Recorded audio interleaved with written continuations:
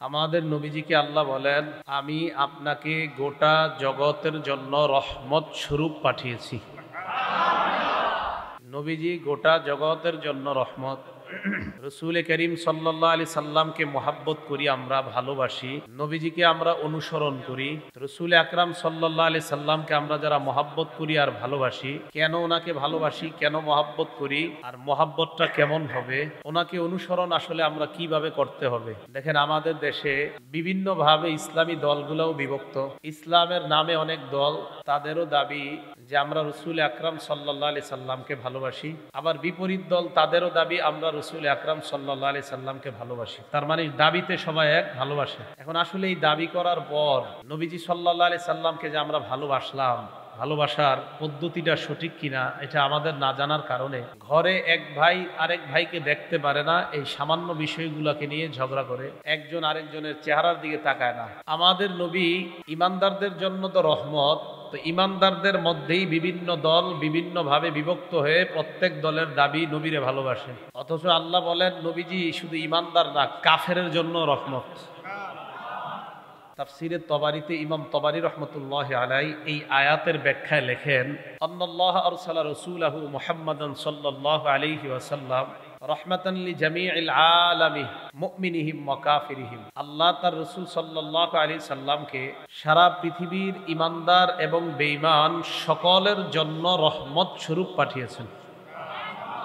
আমরা যারা ইমানদার, আমাদের জন্য কিভাবে রহমত? ফাম্মা মুমিনুহুম ফাকাদ হাদাহুল্লাহু বিহি ওয়া আদখালাহু বিল ঈমানি বিহি ওয়া বিল আমালি বিমা জাআ বিহি মিন ইনদিল্লাহি আল জান্নাহ। নবীর মাধ্যমে আল্লাহ আমাদেরকে হেদায়েত দিয়েছেন, নবীর উপর বিশ্বাস করার কারণে আল্লাহ আমাদেরকে জান্নাত দান করবেন। ওয়া আম্মা কাফিরুহুম, কাফেরদের জন্য নবী রহমত এইভাবে, ফাকাদ দাফা আনহু আজিলাল বালাইল্লাযী কানা ইয়ানজিরু বিল উমামিল মুকাজ্জিবাতি রুসুলাহা মিন ক্বাব। আমাদের নবীজির পূর্বে যত নবী আল্লাহ দুনিয়াতে পাঠিয়েছেন, সমস্ত নবীদেরকে তার উম্মত, তাদের উম্মত অস্বীকার করার কারণে নগদ গজব দিয়ে আল্লাহ ওই জাতিকে ধ্বংস করেছেন। কিন্তু এই উম্মতের কাফের নগদ গজব পাওয়ার যোগ্য হওয়া সত্ত্বেও তাদেরকে আল্লাহ নগদ আযাব দেয় নাই, কারণ এই উম্মতের কাফেরের জন্য আমার নবী রহমত। এই জন্য নগদ গজব দিয়ে ধ্বংস করে নাই। আমাদের নবীজি হাইওয়ান জানোয়ারের জন্য রহমত। হাইওয়ান জানোয়ারের কথাটা বলার পর এরপরে আমরা আমাদের আলোচনাটা করব যে আমাদের মাঝে বিভিন্ন দল দাবি করি নবীরে মহব্বত করি। হাইওয়ান জানোয়ারের জন্য নবী রহমত। বুখারী শরীফের ৬২০২ নম্বর হাদিস, উম্মে সুলাইম রাদিয়াল্লাহু তাআলা আনহা, এই কানাত উম্মু সুলাইম ফিস সাকল। সাকল বলা হয় মালবাহী ওটকে, যেই ওটের উপর মাল বহন করা হয়। আমাদের দেশে আমরা মালবাহী ট্রাক বলি। আরবের একটা ওট ছিল, যেই ওটগুলাকে বলা হতো সাকল। সাকল মানে ওই সমস্ত শক্তিশালী ওট যেগুলোর উপরে মাল বহন করা হয়, বোঝা বহন করা হয়, এগুলাকে বলা হয় সাকল। তো এই উম্মে সুলাইম সাকল বা ভারী বোঝা বহনকারী উটের উপরে বসা। অন্যান্য অনেকগুলা উটের উপরে কাচের পাত্র রাখা। কাচের পাত্র কিন্তু একটু ভারী হয়। নবীজির গোলামের নাম আনজাশা। ওয়া আনজাশা গোলামুন নবী সাল্লাল্লাহু আলাইহি ওয়াসাল্লাম ইয়াসুকু বিহিন্না। নবীজির গোলাম আনজাশা এই ভারী বোঝা বহনকারী উটগুলাকে হাঁকিয়ে নিয়ে যাচ্ছে। ভারী বোঝা বহনকারী উটগুলাকে আনজাশা যখন নিয়ে যাইতেছে, এদেরকে দেখা নবীজির মায়া লাগছে, যাহারে এইগুলার উপরে এরকম কাচের বোঝাগুলা। ডাক দিলেন আনজাশা, রুয়াইদাক সাওকাকা বিল কাওয়ারির। আনজাশা, এই কাচের বোঝা বহনকারী উটগুলাকে যখন তুমি নিয়ে যাও, একটু আস্তে ধীরে নিও, কারণ তাদের উপরে ভারী বোঝা, এগুলার কষ্ট হবে, এদেরকে কষ্ট দিও না। নবীজি হাইওয়ান জানোয়ারের জন্য রহমত। তো যেই নবী জানোয়ারের জন্য রহমত, এই নবীকে কি আমরা ভালো কম বাসি না বেশি? তাহলে আমাদের বিভিন্ন দলের দাবি আমরা ভালোবাসি। কথাটা মন দিয়ে শুনবো সবাই। আবু দাউদ শরীফের হাদিস ২৫৪৮ নম্বর হাদিস, আন্নান নবিয়্যা সাল্লাল্লাহু আলাইহি সাল্লাম মাররা বিবাঈর। নবীজি সাল্লাল্লাহু আলাইহি সাল্লাম একটা ওটের পাশ দিয়ে অতিক্রম করলেন। কদ লাহিকা যহরুহু বিবাতনিহি, যে ওটের পেট আর পিঠ একসাথে হয়ে গেছে। আমরা বলি না, আরে তুই না খাইতে না খাইতে তোর পেট পিঠ লেগে গেছে। ওটের পিঠ পেট একসাথে হয়ে গেছে, না খাইতে না খাইতে। নবীজি বললেন, ইত্তাকুল্লাহা ফি হাযিহিল বাহাইমিল মুআজামা। এই বোবা প্রাণীগুলার ব্যাপারে তোমরা আল্লাহকে ভয় করো। ইরকাবুহা সালিহা, এগুলার উপরে যখন তোমরা আরোহণ করো একটু ধীরস্থিরভাবে আস্তে ধীরে আরোহণ করবা, যেন এগুলো কষ্ট না পায়। ওয়াকুলুহা সালিহা, গাড়ি চালানোর জন্য যেমন তেল গ্যাসের প্রয়োজন হয়, ওই যুগে ওট ছিল মানুষের চলাচলের একটা বাহন। তো নবী বললেন ওট, এই জন্য রসুল আকরাম সাল্লাল্লাহু আলাইহি সাল্লামকে আল্লাহ বললেন যে হাবিব, আপনাকে শুধু মানুষ না, হাইওয়ান জানোয়ারের জন্য রহমত হিসেবে পাঠাইছে। আবু দাউদ শরীফ কিতাবের নাম, হাদিস নাম্বার 2549, 2549। এই হাদিসের মধ্যে আছে নবীজির এক সাহাবা নাম আব্দুল্লাহ ইবনে জাফর রাদিয়াল্লাহু তাআলা আনহু। মন দিয়ে শুনবেন হাদিসটা। আব্দুল্লাহ ইবনে জাফর বলেন, আরদাফানি রাসূলুল্লাহ সাল্লাল্লাহু আলাইহি ওয়াসাল্লাম খালফাহু যাতা ইয়াউম। আল্লাহর নবী একদিন খচ্চর নামক একটা বাহনের পিছনে আমাকে উঠাইলেন। নবীর সামনে, আমি পিছনে বসা। আওয়াজ কমান, গুম গুম আওয়াজ হয়ে গেল, আওয়াজ কমান, আওয়াজ কমান কমান। আব্দুল্লাহ ইবনে জাফর বলেন, হ্যাঁ ঠিক আছে, আমি নবীজির পিছনে বসা, আল্লাহর নবীর সামনে বসা, আল্লাহর নবীর খচ্চর নামক বাহনের উপর আমি বসা, নবীর সামনে আমি পিছনে বসা। আসররা ইলাইয়া হাদিসান লা উহাদ্দিসু বিহি আহাদাম মিনান নাস। আমাকে আল্লাহর নবী কানে কানে কিছু গোপনে কথা বললেন, আমি কথাগুলা যেন কোনো মানুষকে না বলি। কথাগুলা কি আসলে উনি বলে নাই, মানে উনি জানে নবী ওনারে কি বলছে, উনি বলে নাই এগুলা, তাই হাদিসটা এতটুকু আছে, তাই এতটুকু বললাম। আব্দুল্লাহ ইবনে জাফর বলেন, কানা আহাব্বু মাস্তাতরা বিহি রাসূলুল্লাহ সাল্লাল্লাহু আলাইহি ওয়াসাল্লাম লিহাজাতিহি হাদাফান আও হাইশানা। নবীজির যখন ইস্তেনজা উযু করার প্রয়োজন হতো, আল্লাহ নবী উঁচু জায়গা তালাশ করতেন অথবা খেজুর গাছের ঝুপড়ি তালাশ করতেন উযু ইস্তেনজা করার জন্য। ফাদাখালা হাইতান লিরাজুলিম মিনাল আনসার। আল্লাহ নবী এক আনসারী সাহাবার খেজুরের বাগানে প্রবেশ করলেন। খেজুরের বাগানে নবী প্রবেশ করার পর ফাইদা জামাল, হঠাৎ দেখা গেল একটা ওট দেখা যায় বাগানের মধ্যে। আবার বুঝবেন হাদিসটা, নবীজি এক খেজুরের বাগানে ঢুকলেন, হঠাৎ একটা ওট দেখা গেল। ফালাম্মা রাআন নাবিয়্যা সাল্লাল্লাহু আলাইহি ওয়াসাল্লাম, ওট যখন আল্লাহর নবীকে দেখলো, নবী ওটকে না, ওট যখন নবীকে দেখলো, হান্না হাত্তা জারাফাত আইনা। আল্লাহর নবীকে দেখা মানুষ যেমন চোখের পানি ছেড়ে কান্না করে দেয়, নবীকে দেখে ওট চোখের পানি ছেড়ে কান্না করা শুরু করে দেয়। ওট কাঁদতেছে। আবু দাউদ শরীফের হাদিস। ফাতাহুন নবী সাল্লাল্লাহু আলাইহি ওয়াসাল্লাম, আল্লাহর নবী উটের কাছে যান, যাওয়ার পর মাসাহা জিফরা, উটের এই জায়গায় হাত রেখে আল্লাহর নবী মালিশ করে দেয়, আদর করে দেয়। ফাসাকাতা, সাথে সাথে উটের চোখের পানি বন্ধ হয়ে যায়। ঘটনা কি, উনি কানলো কেন? উট। নবীজি বললেন, মান রব্বু হাদাল জামাল আও লিমান হাদাল জামাল, এই উটকার, অথবা নবী বললেন এই উটের মালিককে। ফাজা আফাতাম মিনাল আনসার, এক আনসারী যুবক আইসা বলি, ইয়া রাসূলুল্লাহ হাযাল জামালু লি, এই উটটা আমার। নবীজি বললেন, আফালা তাত্তাকিল্লাহা ফি হাযিহিল বাহিমাতিল্লাতী মাল্লাকাকাল্লাহু ইয়্যাহা। তুমি কি এই বোবা প্রাণীর ব্যাপারে আল্লাহকে ভয় করো না? যে আল্লাহ তোমাকে এই বোবা প্রাণীটির মালিক বানিয়েছেন, ওই আল্লাহকে কি তুমি ভয় করো না? কিছুই বুঝতেছে না উনি। হুজুর, আপনি আমার এইগুলো কেন বলতেছেন? এই ওটা আমার, আপনি আমারে বলতেছেন আমি আল্লাহকে ভয় করি না। আমি তো আল্লাহকে ভয় করি হুজুর। নবীজি বললেন, ইন্নাহু কদ শাকা ইলাইয়া, ওটাই মাত্র আমার কাছে অভিযোগ করলো, আন্নাকা তুজিউহু, তুমি নাকি ওটকে খাবার দাও না, না খাওয়ায় নাকি তুমি তাকে কষ্ট দাও। হাদিস দ্বারা বোঝা যায় ওট কত মানুষকে দেখলো, কারো কাছে অভিযোগ জানায় না। রহমতের নবী কি দেখা আল্লাহর নবীর কাছে ওট অভিযোগ জানা দেয়। তাই নবীজিকে আল্লাহ বললেন, আমি আপনাকে গোটা জগতের জন্য রহমত স্বরূপ প্রেরণ করলাম। যেই রসুল হাইওয়ান জানোয়ারের জন্য দয়া আর রহমত, বলেন তো আমাদের প্রতি, মানুষের প্রতি ওনার দয়া কি কম না বেশি? আর আমরা ইমানদারের মধ্যে বিভিন্ন দল, কিন্তু সবাই বলি ওনাকে ভালোবাসি। আস্তে আস্তে আমরা কথাটার দিকে আগাইতেছি। দেখেন আবু দাউদ শরীফের 2550 নাম্বার হাদিস, 2550। এক ব্যক্তি রাস্তা দিয়ে হাঁটতেছে, বাইনামা রাজুলুন ইয়ামশি বিতরিক, এক ব্যক্তি রাস্তা দিয়ে হাঁটতেছে, ইশতাদ্দা আলাইহিল আতশ, প্রচন্ড পানির পিপাসা লাগছে। ফারাআ বিরান, একটা কূপ দেখছে, পানির কূপ। ফানাজালা ফিহা, কূপের মধ্যে নামছে। ফাশারিবা, কূপের পানি পান করছে। সুম্মা খরাজা, এরপর কূপ থেকে বের হয়েছে। কূপ থেকে বের হওয়ার পর লোকটা তাকায় দেখে ফাইদা কালবুন ইয়ালহাসু মিনাল আতশ, আল্লাহর প্রাণীদের মধ্যে একটা প্রাণী, কুকুর নামক প্রাণী। তাকায় দেখে এই প্রাণীটা পিপাসায় হাঁপাইতেছে, জিহ্বা বের করে হাঁপাইতেছে কুকুর। রাসূল আকরাম সাল্লাল্লাহু আলাইহি সাল্লামের এই হাদিসে যার ব্যাপারে বলতেছে নবীজি, তো বলে ওই লোকটা যখন দেখলো কুকুরটা এরকম পিপাসায় হাঁপাইতেছে, ফাকাল আর-রাজুল, লোকটা মনে মনে চিন্তা করলো, লাকাদ বালাগা হাদাল কালবা মিসলু মা কানা বালাগনি মিনাল আতশ, একটু আগে পিপাসার কারণে আমার যেমন কষ্ট হয়েছে, মনে হয় এই কুকুরটারও পিপাসার কারণে এমন কষ্ট হচ্ছে।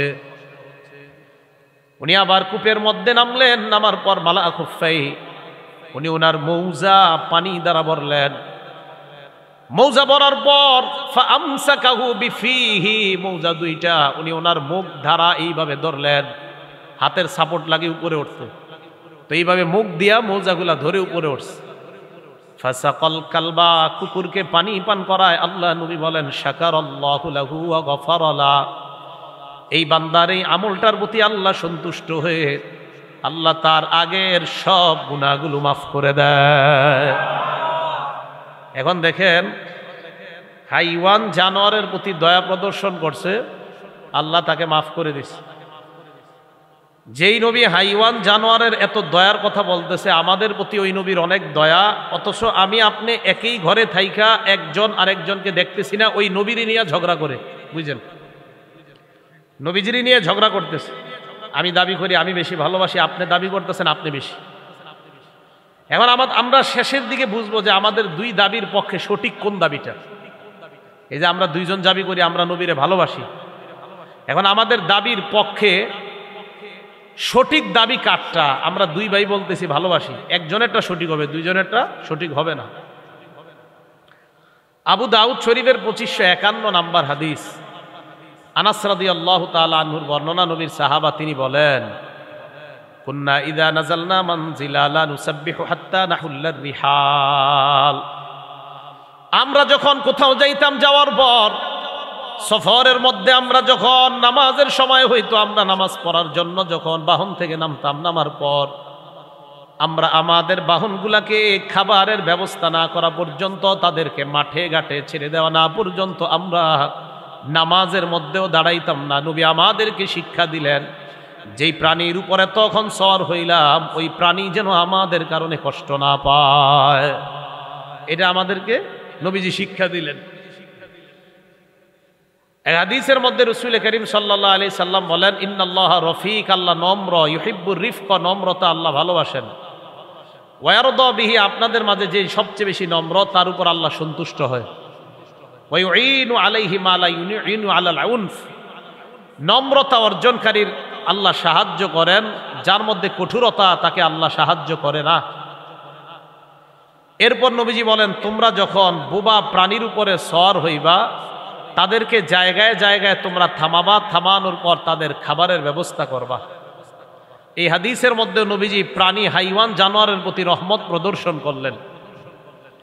তিরমিজি শরীফের 1409 নাম্বার হাদিস, এই হাদিসের মধ্যে রাসূল আকরাম সাল্লাল্লাহু আলাইহি সাল্লাম বলেন, ইন্নাল্লাহা কাতাবাল ইহসান আলা কুল্লি শাই, অনুগ্রহ করা, প্রত্যেকটা জিনিসের উপর অনুগ্রহ করা আল্লাহ অবধারিত করেছেন।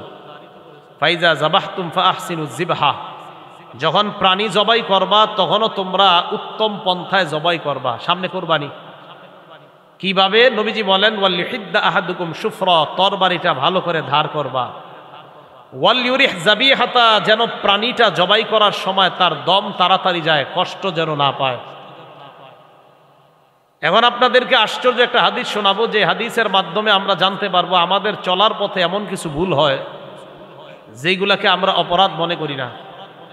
আপনাদের এলাকার মধ্যে এইভাবে গুলাইল, এটারে কি কয়, ছেলেরা যে এইভাবে এমন করে একটা মারে, গুলাইল, এইভাবে মাইরা যদি অনর্থক একটা চড়ুই পাখিকে কেউ হত্যা করে, নাসাই শরীফের 4446 4446 নাম্বার হাদিস, কত হয়? 4446 4446।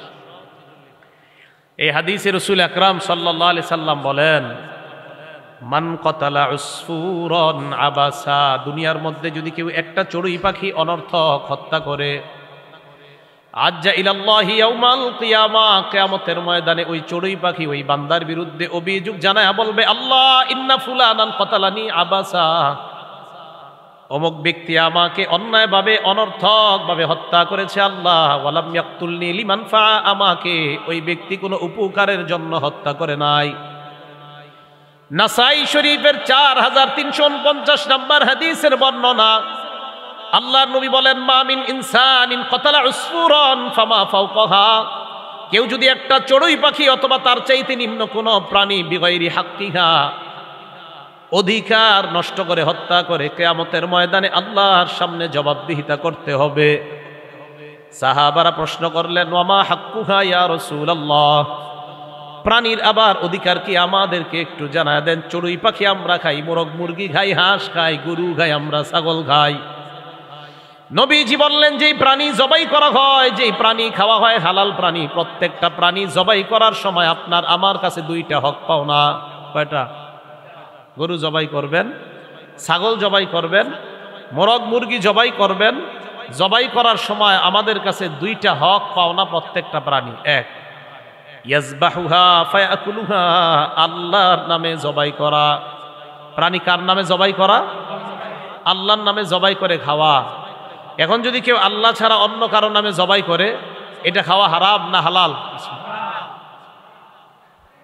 কেউ যদি আল্লাহ ছাড়া, এই ভাই, আপনাদের এলাকা আমি প্রথম, আওয়াজ হবে 5 মিনিটের মধ্যে মাইক অফ হবে,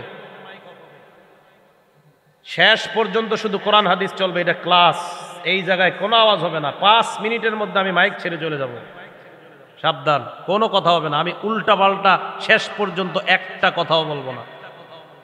হয়তো কোরআনের আয়াত বলবো, না হয় হাদিস বলবো, হয় আয়াত বলবো, না হয় হাদিস বলবো, বাস ওয়া আখির দাওয়ানা, এটাই আমার আলোচনা।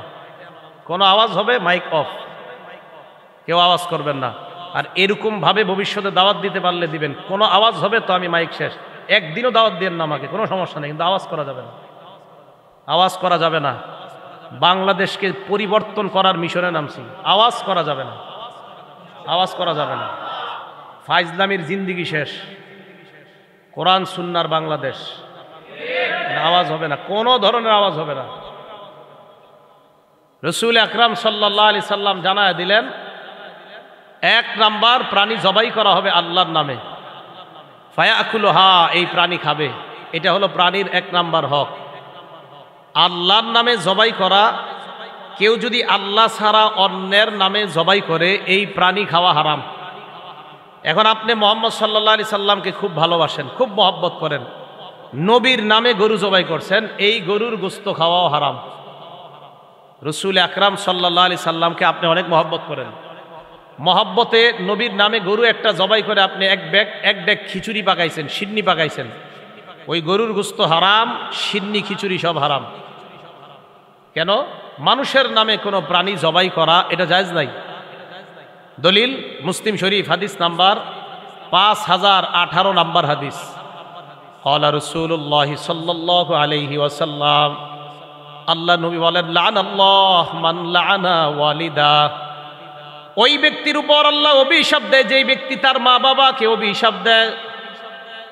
ওই ব্যক্তিকে আল্লাহ অভিশাপ দেয় যেই ব্যক্তি তার মাকে বলে, বাবাকে বলে, আপনার মতো বাবা আমার দরকার নাই, আপনি আমার বাবা না হয়ে অন্য কিছু হইলে ভালো হইতো। কোনো সন্তান যদি বাবাকে এমন কথা বলে, নবী বলেন এই সন্তানের উপর আল্লাহর অভিশাপ, বলেন নাউজুবিল্লাহ। এরপর নবী বলেন, ওয়ালা'আনাল্লাহু মান লা'আনা মান যাবাহা লিগাইরিল্লাহ, ওই ব্যক্তির উপর আল্লাহ অভিশাপ দেয় যেই ব্যক্তি আল্লাহ ছাড়া অন্য কারো নামে প্রাণী জবাই করে, ওই ব্যক্তির উপর আল্লাহ অভিশাপ দেয়। ওই ব্যক্তির উপর আল্লাহ অভিশাপ দেয়, মান যাবাহা লিগাইরিল্লাহ, যেই ব্যক্তি আল্লাহ ছাড়া অন্য কারো নামে প্রাণী জবাই করে। তাহলে বলেন, আল্লাহ ছাড়া অন্য কারো নামে প্রাণী জবাই করা এটা হালাল না হারাম? জোরে বলেন।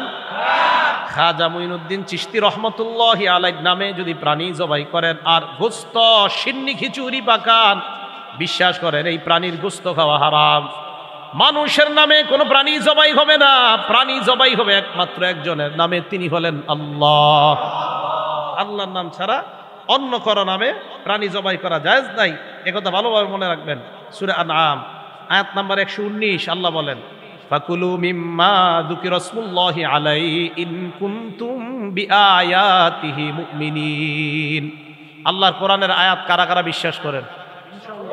করেন সবাই, হাত নামান। দেখেন আল্লাহ কি বলে, তোমরা যদি আল্লাহর আয়াত বিশ্বাস করো তাহলে তোমরা ওই প্রাণীর গোশত খাইবা যেই প্রাণী জবাই করার সময় আল্লাহর নাম নেওয়া হয়েছে। সূরা আনআম 119 নম্বর আয়াত। তোমরা যদি আল্লাহর আয়াত বিশ্বাস করো তো ওই প্রাণীর গোশত খাবা যেই প্রাণী জবাই করার সময়, যেই প্রাণী জবাই করার সময় আল্লাহর নাম নেওয়া হয়েছে। কার নাম নেওয়া হয়েছে? আল্লাহর নাম নেওয়া হয়েছে। তাহলে এখন থেকে আমরা ওই প্রাণীর গোশত খাবো যেই প্রাণী জবাই করার সময় কার নাম নেওয়া হয় বলেন তো?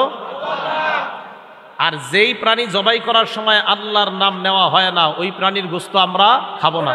দলিল সূরা আনআমের 122 নম্বর আয়াত, সূরা আনআমের 119 নম্বর, খুব মনে রাখবেন, সূরা আনআমের 119 নম্বর আয়াতে আল্লাহ বললেন ওই প্রাণীর গোশত খাও যেই প্রাণীর জবাই করার সময় আল্লাহর নাম নেওয়া হয়। সূরা আনআমের 122 নম্বর আয়াতে আল্লাহ বলেন, ওয়ালা তাকুলু মিম্মা লাম ইযকার ইসমুল্লাহি আলাইহি, ওই প্রাণীর গোশত খাবা না যেই প্রাণী জবাইয়ের সময় আল্লাহর নাম নেওয়া হয় নাই। দেখছেন সূরা আনআমের 119 নম্বর আয়াতে বললেন ওই প্রাণীর গোশত খাও যেটা জবাইয়ের সময় আল্লাহর নাম নেওয়া হয়েছে। 122 নম্বর আয়াতে বললেন ওই প্রাণীর গোশত খাবা না যেটা জবাইয়ের সময় আল্লাহর নাম নেওয়া হয়নি। তাহলে আল্লাহর নাম ছাড়া যদি যেই কোনো কাউকে মহব্বত করে কেউ প্রাণী জবাই করে, ভাইও নিজের ঈমান নষ্ট করে দিয়েন না। খাজা মুঈনুদ্দিন চিশতি রহমতুল্লাহ আলাইহিকে আমিও মহব্বত করি, শাহজালাল রহমতুল্লাহকে আমিও মহব্বত করি, আব্দুল কাদের জিলানী রহমতুল্লাহ আলাইহিকে আমি মহব্বত করি। আমি তো বুঝা শুনে আপনার চেয়ে বেশি মহব্বত করি। হাসান বসরি রহমতুল্লাহ আলাইহিকে ওনাকে জেনে শুনে আপনার চেয়ে বেশি মহব্বত করি। এরপরে আপনাকে আমি বলছি আপনি ওনার মহব্বতে আব্দুল কাদের জিলানী রহমতুল্লাহ আলাইহির নামে যেই কর্মটা আপনি করতেছেন, আব্দুল কাদের জিলানীকে যদি আল্লাহ আপনার এই জায়গায় পাঠিয়ে দিতেন 5 মিনিটের জন্য জীবন দিয়ে যদি আপনার এখানে আসতো, আপনাকে আব্দুল কাদের জিলানী শায়েস্তা করে সর্বপ্রথম বলতো তুমি এই ভক্তি কোথায় শিখছো? আমার নামে তুমি প্রাণী জবাই করে শিরিক করো। আমি তো দুনিয়াতে এসেছিলাম শিরিক বন্ধ করার জন্য, আর আমার নাম নিয়ে শিরিক করো। শিরিক করা যাবে। মহব্বত আমরা সবাই দাবি করি, তাহলে মহব্বতের পদ্ধতি আছে না নাই? হ্যাঁ, সঠিক একটা পদ্ধতি অনুসরণ করতে হয়। তো চড়ুই পাখি অথবা এর চাইতে কোনো নিম্ন প্রাণীকে যদি অধিকার নষ্ট করে কেউ জবাই করে, এটার জন্য আল্লাহর কাছে দাঁড়াইতে হবে। সাহাবারা বললেন হুজুর অধিকার আবার কি? তো 1 নাম্বার অধিকার আল্লাহর নামে জবাই করা, গোশত খাওয়া। 2 ওয়ালা ইয়াকতাউ রাসাহা ফায়ারমি বিহা, প্রাণীর শরীর থেকে মাথা একবারে আলাদা করা যাবে না। জবাই করার সময় ইচ্ছাকৃতভাবে মোরগ মুরগি হাঁস যা জবাই করেন মাথাটা প্রথমে আলাদা করা যাবে না, একসাথে পুরো আলাদা করে বলছেন জবাই করে। গরু বলেন যা বলেন, এটা প্রাণীর অধিকার নষ্ট করা, এটা করা যাবে না। রাসূল আকরাম সাল্লাল্লাহু আলাইহি সাল্লাম প্রাণীর প্রতি ভালোবাসা প্রকাশ করলেন, দয়া প্রকাশ করলেন। আল্লাহ আমাদেরকে এই নবীকে বেশি মহব্বত করার তৌফিক দান করেন। বুখারী শরীফের 3482 নাম্বার হাদিস, এই হাদিসের মধ্যে রাসূল আকরাম সাল্লাল্লাহু আলাইহি সাল্লাম বলেন, মা বোনরা এই জায়গায় কথাটা মন দিয়ে শুনেন, ঘরের মালিকরাও মন দিয়ে শুনেন। উযিবাত ইমরাআতুন ফীহি রা, এক নারীকে একটা বিড়ালের কারণে শাস্তি দেওয়া হয়েছে। সাজারাতহা ফামাতাত হাত্তা মাতাত ফাদাখালাত ফিহান নার, এক ঘরের নারী বিড়ালকে আটকিয়ে রেখেছে, আটকানোর পর ওই বিড়ালটা মারা গিয়েছে, মারা যাওয়ার কারণে ওই নারী জাহান্নামী হয়ে গিয়েছে। বলেন নাউযুবিল্লাহ। কেন? নবীজি বলেন লা হিয়া আতামাতহা ওয়া লা হিয়া সাকাতহা, নারী এই বিড়ালটাকে আটকিয়ে রাখার পর খাবার খাওয়ায় নাই, পানি পান করায় নাই। ওয়ালা হিয়া তারাকাতহা তাকুলু মিন খাশাশিল আরদ, ওই বিড়ালটাকে ছেড়ে দেয় নাই যেন বাহিরের কোনো খাবার খাইতে পারে, এই ব্যবস্থাও করে দেয় নাই। তাহলে মা বোনরা শোনেন, ঘরের মালিকরা শোনেন, বিড়াল যদি জ্বালাতন করে, নির্যাতন করে, তাকে যদি আপনি আটক করেন, আটক করার পর 1 নাম্বার তার খাবারের ব্যবস্থা করতে হবে আপনার। যদি আপনি ঘরে না পারেন, সালার ভিতর ভরে অন্য কোথাও ছেড়ে দেন, যেন অন্য তো বাহিরে গিয়ে সে খাবার খেতে পারে। কিন্তু আপনি আটকে রাখার কারণে যদি বিড়ালটা মারা যায়, আল্লাহ নবী বলেন ওই নারীটা আটকে রাখার কারণে বিড়াল মারা গিয়েছে, নারী জাহান্নামী হয়ে গিয়েছে, নাউজুবিল্লাহ, একটা বিড়ালের কারণে। বুখারী শরীফের বর্ণনা। তাহলে বলেন তো, হাইওয়ান জানোয়ারের প্রতি যে রসুলের এত মায়া, মানুষের প্রতি কি মায়া আরো কম না বেশি? কত বেশি দেখেন, মুসলিম শরীফের হাদিস 202 নম্বর হাদিস। রসুল আকরাম সাল্লাল্লাহু আলাইহি সাল্লাম পবিত্র কোরআনের 2টা আয়াত তেলাওয়াত করলেন। ওই হাদিসে আছে 1 সূরা ইব্রাহিমের 36 নম্বর আয়াত, 2 সূরা মাইদার 118 নম্বর আয়াত। আল্লাহ বলেন, রব্বি ইন্নাহুন্না আদলালনা কাসীরাম মিনান নাস। সূরা ইব্রাহিমের 36 নম্বর আয়াত নবী তেলাওয়াত করলেন। আয়াতের মধ্যে আল্লাহ ইব্রাহিম নবীর ব্যাপারে জানায়া দেয়। ইব্রাহিম নবী আল্লাহর কাছে দোয়া করলেন, রব্বি ইন্নাহুন্না আদলালনা কাসীরাম মিনান নাস। ইব্রাহিম নবী কেঁদে কেঁদে বললেন, আল্লাহ, এই মূর্তিগুলা অধিকাংশ মানুষকে পথভ্রষ্ট করে দিয়েছে। ফামান তাবিআনি ফাইন্নাহু মিন্নি। যারা আমার অনুসরণ করেছে তারা তো আমার উম্মতের অন্তর্ভুক্ত। ওয়ামান আসানি ফাইন্নাকা গফুরুর রহিম। আল্লাহ, যারা আমার নাফরমানি করেছে আপনি তো ক্ষমাশীল, আপনি তো দয়ালু আল্লাহ। বুঝেন কথাটা? ইব্রাহিম নবীর নাফরমান উম্মতের জন্য মায়া। আল্লাহর কাছে বলতেছে, আল্লাহ, যেগুলো নাফরমানি করছে আপনি তো ক্ষমাশীল, আপনি তো দয়ালু আল্লাহ, আপনি চাইলে তো তাদেরকে হেদায়েত দিয়ে মাফ করে দিতে পারেন। ওনার মায়া উম্মতের জন্য। ঈসা আলাইহিস সালাতু ওয়াস সালাম ঠিক এরকম মায়া প্রকাশ করবে আল্লাহর কাছে। সূরা মাইদা আয়াত নাম্বার 118 আল্লাহ বলেন, ঈসা আলাইহিস সালাতু ওয়াস সালাম আল্লাহর কাছে কেঁদে কেঁদে বলবে, ইন তুআযিবহুম ফাইন্নাহুম ইবাদুক। আল্লাহ, আপনি যদি আপনার নাফরমান বান্দাদেরকে শাস্তি দেন, তারা তো আপনারই বান্দা। যাদেরকে শাস্তি দিবেন তারা আপনারই বান্দা। ওয়া ইন তাগফির লাহুম, তাদেরকে যদি আপনি ক্ষমা করে দেন, ফাইন্নাকা আনতাল আজিজুল হাকীম। আপনি যদি তাদেরকে ক্ষমা করে দেন, আপনি তো মহাপরাক্রমশালী, মহাপ্রজ্ঞাময় আল্লাহ।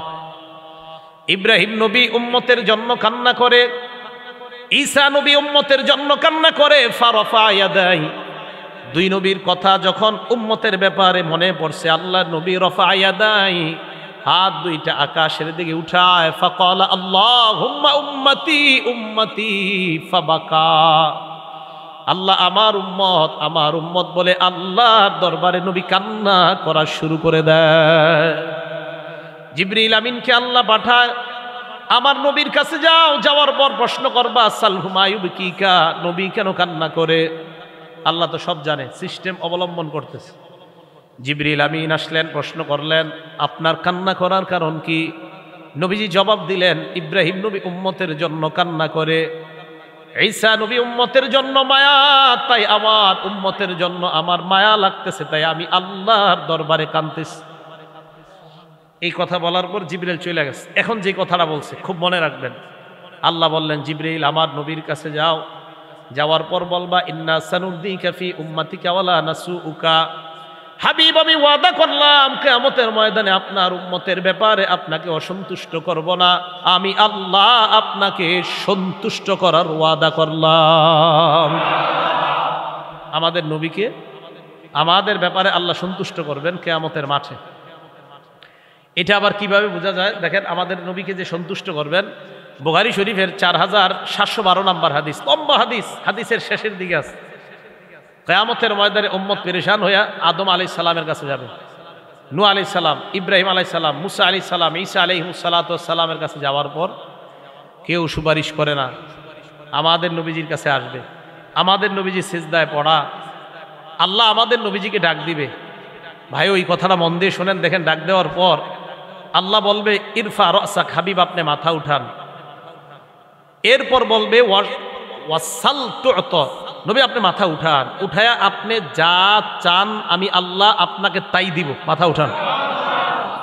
3 নম্বরে বলবে, ওয়াশফা তুশাফা, আপনি সুপারিশ করেন, আপনার সুপারিশ গৃহীত হবেই, আমি আল্লাহ বলছি, আপনি উঠান মাথা। এখন দেখেন আমাদের নবীজি মাথা উঠাইয়াই কি বলে দেখেন, একটু আজকে থেকে এই কথাটা প্রতিদিন মনে করবেন যে নবীকে নিয়ে আমাদের মাঝে দুই দল, অথচ ওই নবী মাথা উঠাইয়াই বলবে ইয়া রব্বি উম্মতি, ইয়া রব্বি উম্মতি, আমার রব আমার রব, আমার উম্মত আমার উম্মত। মাথা উঠে বলবে আল্লাহ আমার উম্মত, আমার উম্মতের কি অবস্থা? আল্লাহ বলবে আদখিল মিন উম্মাতিকা মান লা হিসাবা আলাইহিম মিনাল বাবিল আইমান মিন আবওয়াবিল জান্নাহ, জান্নাতের ডান পাশের দরজা দিয়ে আপনার উম্মতের যাদের হিসাব হবে না তাদেরকে আপনি জান্নাতে প্রবেশ করায়া দেন। এখন কথা হলো আমাদের মধ্যে কি পরিমাণ উম্মত হবে নবীজির? বিসমিল্লাহ। নবীজি বলেন, এই হাদিসটা আছে বুখারী শরীফের 5752 নম্বর হাদিসে। নবীজি বলেন উরিদত আলাইয়াল উমাম, আমার সামনে সব উম্মত পেশ করা হয়েছে আমার সামনে। আমি দেখলাম আমার সামনে এক নবী যায়, ওর রজুলা মাআহ, এই নবীর উম্মত মাত্র একজন। এরপর আরেক নবী দেখলাম, ওই নবীর সাথে উম্মত মাত্র দুইজন। ওয়ান নাবিয়্যা মাআহুর রাহতু, আরেক নবী দেখলাম, ওই নবীর সাথে উম্মত মাত্র কয়েকজন। নবীজি বলেন এরপর আমি দেখলাম রাআইতু সাওয়াদান কাসীরা, বিশাল বড় একটা দল দেখলাম। কদ সাদ্দাল উফুক, এই দলের এত পরিমাণ, এই দলের সীমান আগে আল্লাহর আকাশ ছুঁয়ে যায়। রাজাউতু আন তাকুনা উম্মতি, আমি আশা করলাম এই বিশাল দলটাই হবে আমার উম্মত। নবীজির এই আশা শুনে আল্লাহ বলেন না, এটা আপনার উম্মত না। হাজা মুসা ওয়া কওম, এটা মুসা আলাইহিস সালাম এবং তার উম্মত, এটা তো আপনার উম্মত না। এই কথা বলার পর আমাদের নবীজি চিন্তা করলেন এত বড় উম্মত মুসা নবীর, এবার আমাদের নবীকে আল্লাহ বললেন উনজুর, আপনি তাকান। নবীজি তাকায় নবীজি বলেন আমি বিশাল বড় একটা দল দেখলাম, এই দলও দেখলাম আকাশের দিগন্ত ছুঁয়ে যায়। আমাকে আল্লাহ তখন বললেন উনজুর হা কাজা, এদিক তাকান সেদিক তাকান। আমি এদিক তাকাই সেদিক তাকাই, এবার আমি দেখলাম এত বেশি উম্মত যাদের প্রত্যেকটা দিক আকাশের দিগন্ত ছুঁয়ে যায়, কি পরিমাণ বিশাল, এই বিশালতা আমার জানা নাই। আল্লাহ বলেন হা উলাই উম্মাতুক, এরাই হলো আপনার উম্মত। তাহলে এরাই হলো আপনার উম্মত। নবীজি সাল্লাল্লাহু আলাইহি সাল্লাম এই কথাটা বললেন। এই জায়গা থেকে মন দিয়ে শুনবেন কিন্তু কথাটা। কিয়ামতের ময়দানে আমাদের নবীজি সাল্লাল্লাহু আলাইহি সাল্লাম আমাদের জন্য কি পরিমাণ পেরেশান থাকবে তা আল্লাহকে বলবে আল্লাহ আমার উম্মত আমার উম্মত। রাসূল আকরাম সাল্লাল্লাহু আলাইহি সাল্লাম এক হাদিসের মধ্যে বলেন, হাদিসটা হলো মুসলিম শরীফের 199 নাম্বার হাদিস। নবীজি সাল্লাল্লাহু আলাইহি সাল্লাম বলেন লিকুল্লি নাবিয়্যিন দাওয়াতুন মুস্তাজাবাহ, সব নবীর স্পেশাল একটা দোয়া আছে যেই দোয়াটা কবুল হবেই। আল্লাহ সব নবীকে এমন একটা দোয়া দিছে যেই দোয়াটা ইয়াদউ বিহা ফায়ুস্তাজাবু লা, করা মাত্রই আল্লাহ কবুল করে নেবেন। বলেন তো এই দোয়াটা আল্লাহ আমাদের নবীকে দিছে না?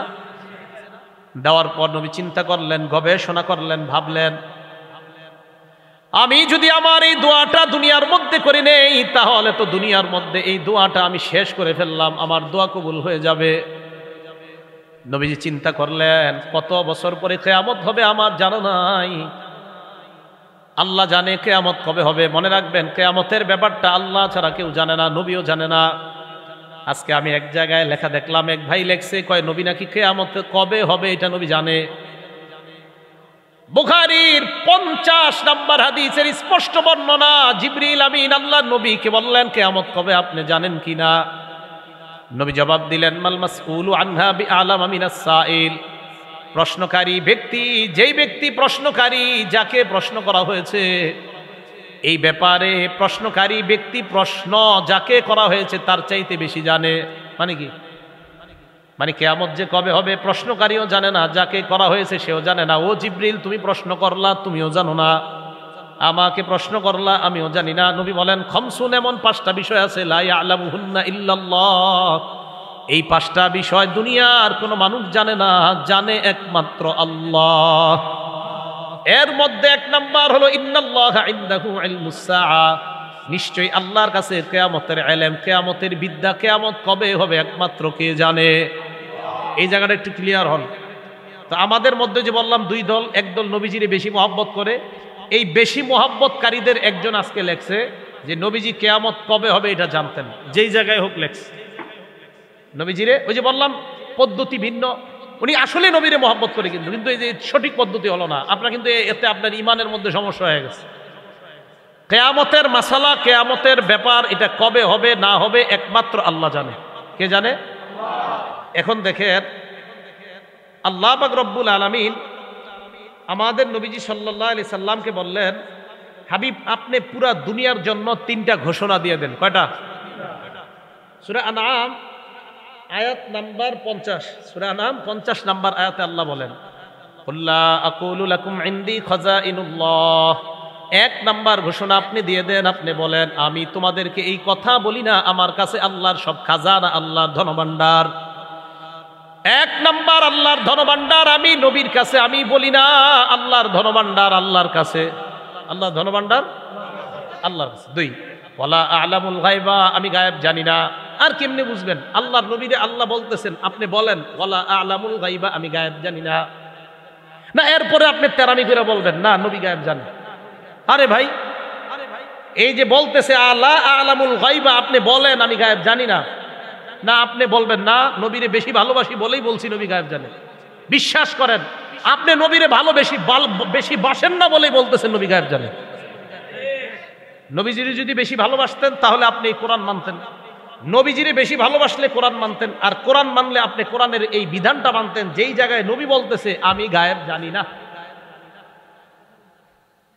3 নাম্বার আপনি বলেন ওয়ালা আকুলু লাকুম ইন্নী মালাক, আপনি বলেন আমার উম্মত আমি এটাও বলি না আমি নূরের তৈরি একজন ফেরেশতা।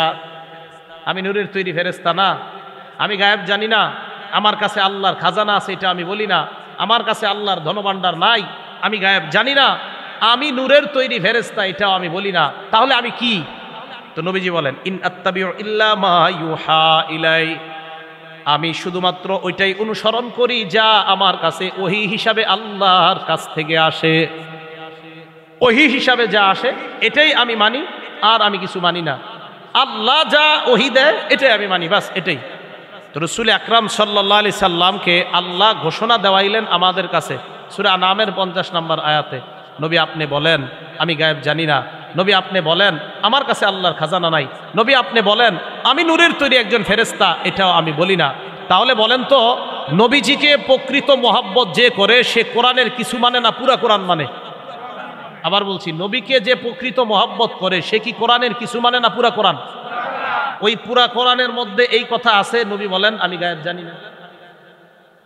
তাহলে নবীজিকে প্রকৃত মহব্বতের দাবিদার যিনি হবে তিনি বলবে হ্যাঁ আসলে কোরআনে যেহেতু বলছে, আল্লাহ বলাইছে নবীজির মাধ্যমে যে আমি গায়েব জানি না, অতএব আমাদের বিশ্বাস নবীজি সাল্লাল্লাহু আলাইহি সাল্লাম গায়েব জানে না। গায়েবের মালিক আলিমুল গায়েব একমাত্র কে? এটাই বিশ্বাস। এখন আসেন নবীজি সাল্লাল্লাহু আলাইহি সাল্লাম বলেন আমি চিন্তা করলাম কত হাজার বছর পরে কিয়ামত হবে জানে আল্লাহ। মনে আসেনি কোন জায়গায় আলোচনা ছিল? কয় নাম্বার হাদিস? মুসলিম শরীফের 199। আচ্ছা আচ্ছা। তো রাসূল আকরাম সাল্লাল্লাহু আলাইহি সাল্লাম বলেন সব নবীকে একটা স্পেশাল দোয়া দেওয়া হয়েছে, আমাকেও দেওয়া হয়েছে। আমি চিন্তা করলাম হাজার বছর পরে কিয়ামত হবে, আমার তো উম্মতের সংখ্যা বাড়বে, এরা তো কিয়ামতের মাঠে বিপদে পড়বে। চিন্তা গবেষণা করে আমি দুনিয়ায় যে দোয়াটা স্পেশাল আল্লাহ আমারে দিছে এই দোয়াটা না করে বুদ্ধি করে ইখতাবাতু দাওয়াতি শাফাআতান লি উম্মতি ইয়াউমাল কিয়ামা, আমি আমার দোয়াটাকে কিয়ামতের মাঠে কোটি কোটি উম্মতের জন্য সুপারিশ করার জন্য এই দোয়াটা মুলতুবি করে কিয়ামতের জন্য রেখে দিলাম। সেদিন কিয়ামতের মাঠে আমি আল্লাহকে বলবো আল্লাহ দুনিয়াতে যে দোয়াটা স্পেশাল দিয়েছিলেন করি নাই, সেটা এখন করতেছি, আপনি কবুল করে নেন ওয়াদা অনুযায়ী। দেখছেন আমাদের প্রতি কি মায়া কম না বেশি? অনেক বেশি। বিসমিল্লাহ। রাসূল আকরাম সাল্লাল্লাহু আলাইহি সাল্লামের একটা হাদিস শুনলে আপনারা বুঝতে পারবেন আমাদেরকে কি পরিমাণ ভালোবাসে। হাডুডু খেলায় কোমর ধরলে ছোড়াটা মুশকিল হয়ে যায়। কোমর যদি একবার ধরতে পারেন কোমরটা ভালো করে, তো ছোটাটা মুশকিল হয়ে যায়। হুজুর কোমরের কথা কেন বললেন? কারণ এক হাদিস বলবো, এই হাদিসে কোমরের কথা আছে। মুসলিম শরীফের 2285 নাম্বার হাদিস, 2285 নাম্বার হাদিস। এই হাদিসে রাসূল আকরাম সাল্লাল্লাহু আলাইহি সাল্লাম বলেন এক ব্যক্তি আগুন জ্বালাইছে, এক ব্যক্তি আগুন জ্বালাইছে। আচ্ছা আপনারা মুরব্বীরা এটা ভালো পারবে, বলতে পারবে। এখন তো মাশাআল্লাহ অনেক ইলেকট্রনিক এসে গেছে। একটা সময় আমরা ওই যে বিভিন্ন পোকা মারার জন্য আগুন জ্বালাইতাম, দেশ গ্রামে দেখতাম পোকা, অনেক পোকা উড়াউড়ি করে, তো আগুন জ্বালাইলে দেখা যায় তো পোকাগুলা ঝাঁপ দিতে দিতে আগুনের উপর পইরা মারা যাইতো, ঠিক না? তো এক ব্যক্তি আগুন জ্বালাইছে, আগুন জ্বালানোর পর ফাজা আলাল জানাদিব ওয়াল ফারাশু ইয়াকানা ফিহা, আগুনের উপর বিভিন্ন ফরিং আর পতঙ্গ বাহিনী উড়তে উড়তে আইসা পড়ে। তো নবীজি বলেন মাসালি ওয়া মাসালুকুম, আমার আর তোমাদের দৃষ্টান্ত কামাসালি রজুলিন, ওই ব্যক্তির মতো যেই ব্যক্তি আও কদা নারও, আগুন জ্বালাইছে, জ্বালানোর পর ফরিং আর পতঙ্গ উড়ে উড়ে ওই আগুনের মধ্যে পড়ে। ওয়া হুয়া ইয়াজুব্বু আনহা, মনে করেন উনি আগুন জ্বালাইছে, এখন উনি খালি এগুলার এইভাবে তাড়ায়, যা যা করিস না। কয়টারে তাড়াইতে পারবে বলেন? দুই একটা হাতে লাগবে, এগুলা হয়তো চলে যাবে, বাকি সব তো পড়বে। নবীজি বলেন ওয়া আনা আখিজুন বিহুজাজিকুম আনিন নার, ওই লোকটা যেমন প্রত্যেকটা ফরিংকে চায় আগুন থেকে বাঁচাইতে, আমি নবী তোমাদের কোমর ধরে ধরে তোমাদেরকে জাহান্নামের আগুন থেকে বাঁচাইতে চাই। তবে ওনার হাত থেকে যেমন ফরিংগুলা ছুটে গিয়ে গিয়ে আগুনের মধ্যে পড়ে, আল্লাহ নবী বলেন ওয়া আনতুম তাফাল্লাতুনা মিন ইয়াদি, তোমরাও আমার হাত ফসকে ফসকে অনেক উম্মত জাহান্নামী হয়ে যাও। বলেন নাউজুবিল্লাহ। আজকে দেখি চিন্তা করা দরকার, আমার এই কোমরের রশিটা নবীজি ধরে রাখছেন, আরে না জানে আমি ছুটে গেলাম কিনা, নাকি আমি নবীর হাত থেকে ফসকে জাহান্নামী হয়ে গেলাম। আমার নবী তো আমার কোমর ধরে জাহান্নাম থেকে বাঁচাইতে চায়, আমি কি নবীর হাতের মধ্যে আছি না চলে গেলাম? এই চিন্তা ফিকিরটা করা দরকার। তো যেই নবী আমাদের কোমর ধরে আমাদেরকে জাহান্নামের আগুন থেকে বাঁচাইতে চায়, এই নবীর আমাদের প্রতি মহব্বত কম না বেশি? তাই ওনাকে আমরা ভালোবাসবো কম না বেশি? পদ্ধতি কি নিজেদের বানানো না ওনার শিখানো? আবার ভালোবাসবো ওনাকে কি কম না বেশি? যেই পদ্ধতিতে ভালোবাসবো এটা কি আমাদের বানানো পদ্ধতি হবে না ওনার শিখানো পদ্ধতি? এই তো আপনাদের সহজে বুঝে এসে গেছে বিষয়টা। তাহলে ওনার শিখানো পদ্ধতিতে ওনাকে ভালোবাসতে হবে, তাহলে মোটামুটি সামনের দিকে আগানো যায়। বুখারী শরীফের 3231 নাম্বার হাদিস, 3231, এই হাদিসের মধ্যে আছে নবীজি সাল্লাল্লাহু আলাইহি সাল্লামকে আম্মাজান আয়েশা সিদ্দিকা রাদিয়াল্লাহু তাআলা আনহা বললেন, হাল আতা আলাইকা ইয়াউমুন কানা আশাদ্দা মিন ইয়াউমি উহুদ, উহুদের ময়দান থেকে আপনার জীবনে কোনো কষ্টদায়ক দিন আছে কিনা? উহুদের ময়দানে এত কষ্ট আপনি পেয়েছেন ইয়া রাসূলুল্লাহ, আপনার দান্দান মুবারক শহীদ হয়েছে, আপনার এত কষ্ট আপনি উহুদের ময়দানে পেয়েছেন, এর চাইতে বেশি কষ্ট আপনার জীবনে এসেছে কিনা? আল্লাহর নবী জবাব দিলেন, আয়েশা লাকাদ লাকিতু মিন কওমিকি মা লাকিতু, উহুদের ময়দানে যা হওয়ার তো হলো, আমি যা কষ্ট পাইলাম তো পাইলাম। তবে আয়েশা উহুদের ময়দানে আমার পরিচিত জনরা আমার আশেপাশে ছিল, আমার অতটা কষ্ট হয় নাই। তায়েফের ময়দানে আমি গেলাম, যাওয়ার পর আরাদতু নাফসি আলা ইবনি আব্দি ইয়ালিল ইবনি কুলাল, এটা এক লোকের নাম, আমি ইবনে ইয়ালিল ইবনে আব্দে ইয়ালিল ইবনে কুলালের সামনে আমি দাওয়াত পেশ করলাম। 3 ভাইয়ের সামনে দাওয়াত দেওয়ার পর এক ভাই কয়, তোমার মতো মানুষ ছাড়া কি আল্লাহ আর কাউকে নবী বানাইতে পারে নাই? আরেকজন কয়, কুরাইশ বংশ ছাড়া কি আল্লাহ আর কোনো বংশে নবী বানাইতে পারে নাই? আরেকজন কয়, তোমার চেহারাটাও আমি দেখতে চাই না। নবীজি বলেন, আমি সামনের দিকে চলতে লাগলাম। আয়েশা তায়েফের ময়দানে বেঈমানরা যখন আমাকে আঘাত করেছে, আমি আশেপাশে তাকায় দেখলাম কেউ আমার পরিচিত নাই, যায়েদ বিন হারেসা ছাড়া, পালক পুত্র যায়েদ ছাড়া আর কেউ নাই। আমি সামনে যাইতে লাগলাম, হঠাৎ আমি বুঝতে পারলাম আকাশের মেঘ আমাকে ছায়া দেয়। উপরে তাকাইলাম, তাকায় দেখলাম ফিহা জিবরিল, মেঘের মধ্যে আল্লাহর ফেরেশতা জিবরিল আমিনকে দেখা যায়। কারে দেখা যায়? জিবরাইল। আরে জিবরাইল তুমি? জিবরিল আমিন কয়, ইন্নাল্লাহা ক্বাদ সামিআ কাওলা কওমিকা লাকা ওয়া মা রাদ্দু আলাইকা, আপনি যে তায়েফবাসীদেরকে দাওয়াত দিয়েছেন, তারা আপনার সাথে যে আচরণ করেছে আল্লাহ সব দেখছে, সব শুনেছে। তো কি হয়েছে এখন? ওয়াকাদ বাসা ইলাইকা মালাকাল জিবাল, পাহাড়ের দায়িত্বে ফেরেশতা আপনার কাছে পাঠাইছে, লিতা'মুরাহু বিমা শি'তা ফীহিম, আপনার যা করেন পাহাড়ের দায়িত্বে ফেরেশতা আপনার হুকুম পালন করবে। নবীজি কয়, কি হুকুম? তো পাহাড়ের দায়িত্বে ফেরেশতা নবীজিরে ডাক দিলেন, ডাক দিয়ে সালাম দিলেন। নবীজি বলেন, আমি সালামের জবাব নিলাম। কিসে বলো? তো এই ফেরেশতা কয়, হুজুর আল্লাহ আমারে পাঠাইছে, আপনি যা বলবেন আমি তা শুনবো, বলেন আপনি কি বলতে চান? তো নবীজি সাল্লাল্লাহু আলাইহি সাল্লাম বলেন, তুমি কি শুনতে চাও বলো? আপনি যদি আমাকে বলেন আন উতবিকু আলাইহিমুল আখবাশাইন, এই 2 পাহাড় 2 দিক থেকে চাপা দিয়ে আমি তায়েফবাসীকে ধ্বংস করে দিই, আপনি বলেন শেষ করে দেব। নবীজি জবাব দিলেন, লা বাল আরজু আন ইউখরিজাল্লাহু মিন আসলাবিহিম, মান ইয়াবুদুল্লাহ ওয়াহদাহু লা ইউশরিকু বিহি শাইআ, না তাদেরকে হত্যা করবা না, আমার বিশ্বাস তারা আমার দাওয়াত গ্রহণ করে নাই, তবে তাদের ঔরস থেকে যেই সন্তান দুনিয়াতে আসবে ওই সন্তানরা আমার দাওয়াত গ্রহণ করে আল্লাহর একত্ববাদ স্বীকার করে কালিমা পড়ে মুসলমান হয়ে যাবে। মুহাদ্দিসিনে কেরাম লেখছে কেমন অকৃতজ্ঞ জাতি, রক্তাক্ত করলো মারতে মারতে। এদের ব্যাপারে নবীজি কয় না, এদেরকে মারবা না, এরা মারা গেলে এদের নসল, এদের বংশ বন্ধ হয়ে যাবে, এরা থাক, এদের সন্তান যারা আসবে আমার বিশ্বাস তারা আমার দাওয়াত গ্রহণ করে আল্লাহকে এক মানবে, আল্লাহর সাথে শিরিক করবে না। এটা নবীজি সাল্লাল্লাহু আলাইহি সাল্লাম বললেন। বলেন তো মায়াটা কি কম না বেশি? ওনাকে ভালো কম বাসবো না বেশি? নিজেদের বানানো পদ্ধতি না ওনার শিখানো পদ্ধতিতে? শিখানো পদ্ধতিতে। নবীজি সাল্লাল্লাহু আলাইহি সাল্লামের এক হাদিস থেকে জানা যায় উম্মতকে কি পরিমাণ মহব্বত করতেন। বুখারী শরীফের 4781 নাম্বার হাদিস। নবীজি বলেন, এই আমাকে ওনাকে সকলকে আপনাদের প্রত্যেককে বলেন, মা মিন মুমিনিন ইল্লা ওয়া আনা আউলান নাসি বিহি ফিদ দুনিয়া ওয়াল আখিরা। আল্লাহ নবী বলেন, তোমরা যারা দুনিয়ার মধ্যে আছো প্রত্যেকটা উম্মতের জন্য আমি নবী দুনিয়া আখিরাতে সবচাইতে বড় আপন, আমি সবচেয়ে বড় আপন। এরপরে আল্লাহ নবী যে কথাটা বললেন, দুনিয়ার কোন নেতাকে পারলে বলেন এই কথা বলতে।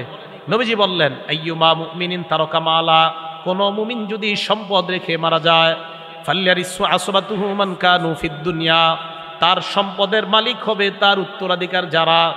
এবার আল্লাহ নবী বলেন, কোন মুমিন যদি মারা যায়, তারাকা দাইনান আও দয়া, ঋণ রেখে মারা যায় যে ঋণগুলা পরিশোধ করার মতো কেউ নাই, এমন পরিবার রেখে মারা যায় যেই পরিবারের অভিভাবকত্বের দায়িত্ব নেওয়ার মতো কেউ নাই, আল্লাহ নবী বলেন, ফাল্যাতিনি বিহি, ওই অভিভাবকহীন পরিবার আমার কাছে নিয়ে আসো, যারা ঋণ দিতে পারে না তাদের কাছে আমার কাছে নিয়ে আসো।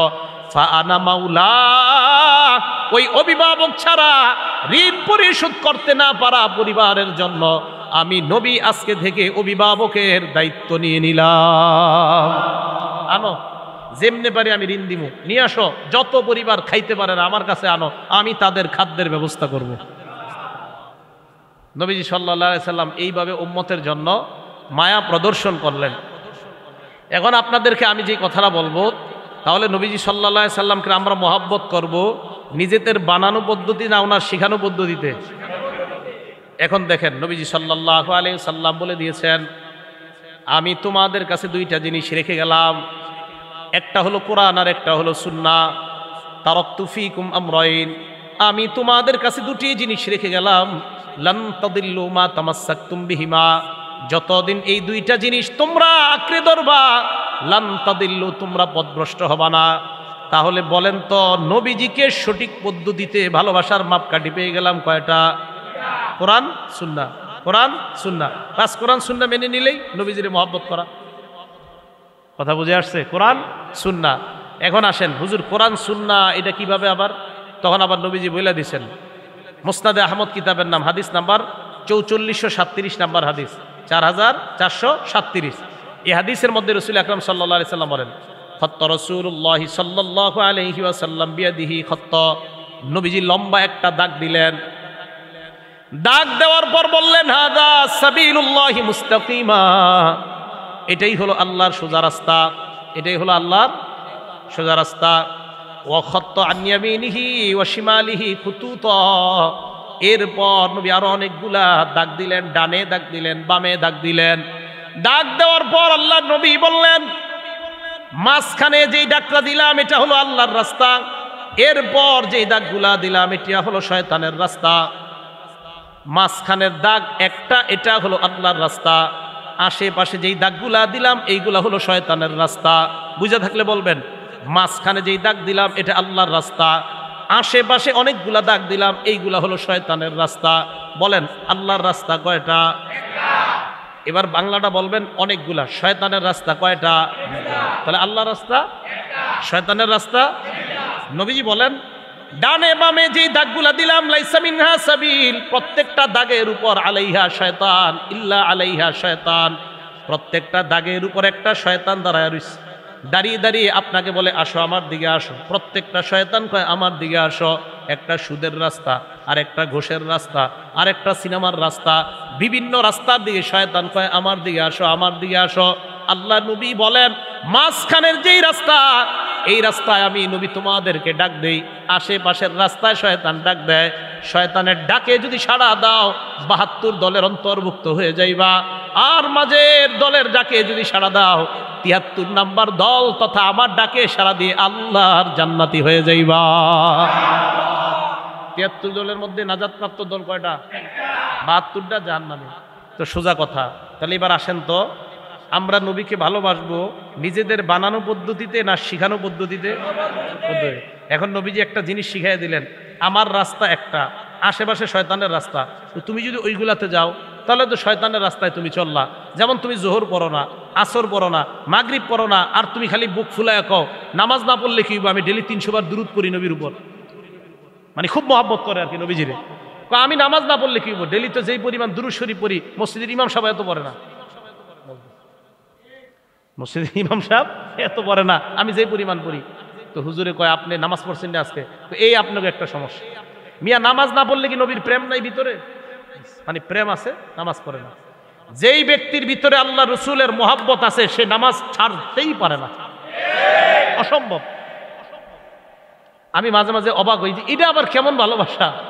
মানে দেখবেন এইভাবে বলে আর কি, কথা না, চা খায়, মুরব্বী চা খাইতেছে, তো দাওয়াত দিতে যাবেন, ভাই চলেন না মসজিদ নামাজ পড়ে। আপনারা খালি নামাজ পড়েই দেখাইলেন, মনে করেন আমগো ভিতরে কিছু নাই। মিয়া নবীরে আপনার চেয়ে কম ভালোবাসি না আমরা, হয়তো নামাজ এখন পড়ি না, নবীর ভালোবাসা আপনার চেয়ে আমার ভিতরে কম নাই। তা আপনি তো বুঝাই দিতেছেন আপনার ভিতরে কম আছে না বেশি আছে। রাস্তা নবীর কয়টা?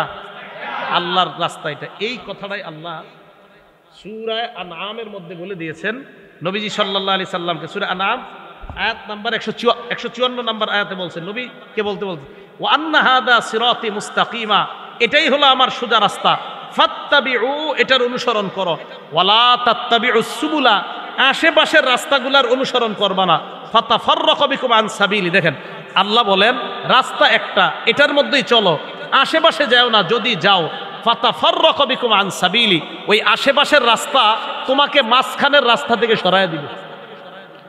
সোজা রাস্তা কয়টা? তাহলে বাঁকাগুলাতে চলা যাবে না, যাবেন মাঝখানেরটার মধ্যে আর থাকবে না। দেখবেন আগে আপনি এক সপ্তাহ নামাজ পড়তেন, মাসে একদিনও নামাজ কাজা হইতো না, বাঁকা পথে চলা শুরু করছেন, কারা জানি কোন খানকায় আপনারা দাওয়াত দেওয়া শুরু করছে, ওখানে যায় আপনারা শিখছেন যে কলব জারি করার আমল শিখছেন।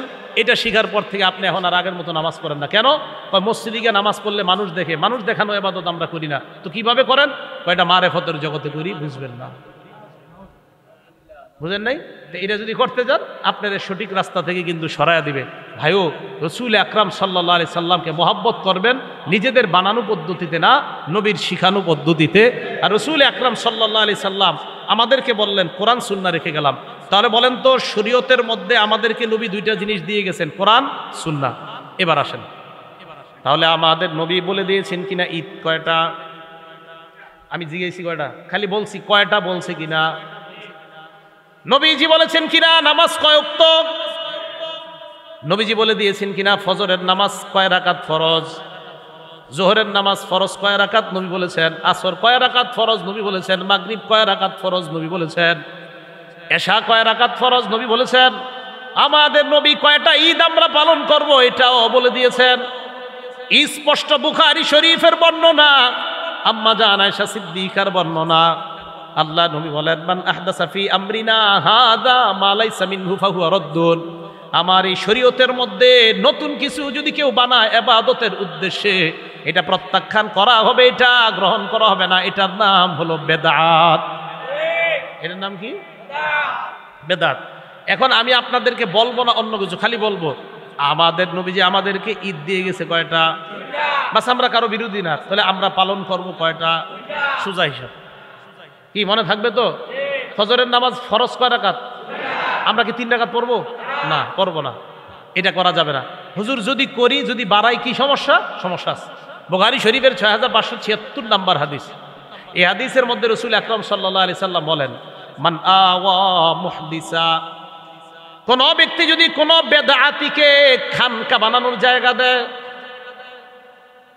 মান আহদাসা হাদাসান, কেউ যদি নতুন বেদাত বানায় ইসলামের মধ্যে, অথবা আপনি এক কাটা জায়গা কাউরে লিখে দিলেন, আমার শায়েখ আপনি এই জায়গায় থাইগা জনগণকে কিভাবে নষ্ট করা যায় সব কাজ এই জায়গা থেকে পরিচালনা করেন, এক কাটা জায়গা আপনার দিয়ে দিলাম।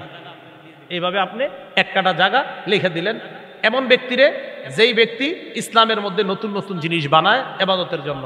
মনে করেন একজন সালাওয়ালারে দিয়ে দিচ্ছেন, যিনি সালা গায়ে দিয়ে হাঁটছে 3 দিন আপনার বাসার সামনে, তো হাঁটার পরে আপনি চিন্তা করলেন নারে ভিতরে মনে হয় কিছু আছে, না থাকলে উনি এরকম সালাপুরে আছে কেন, কিন্তু আপনার মাথায় এটা আসে নাই। এই সালাওয়ালারে আপনি জায়গা দিলেন, 5 তলা বাড়িও বানায় দিচ্ছেন, দেওয়ার পরেও ওনার সালাটা গায়ের থেকে খোলার সামর্থ্য হয় নাই। 5 তলা বাড়ির মালিক হয়েছে, কিন্তু একটা পাঞ্জাবি গায়ে দেওয়ার সামর্থ্য হয় নাই। কেন হয় নাই জানেন? উনি জানে আমার সালা হলো সাইনবোর্ড, এটা যেদিন আমি খুলে ফেলবো আমার ভণ্ডামিও শেষ হয়ে যাবে, টাকা পয়সা আসা বন্ধ হয়ে যাবে।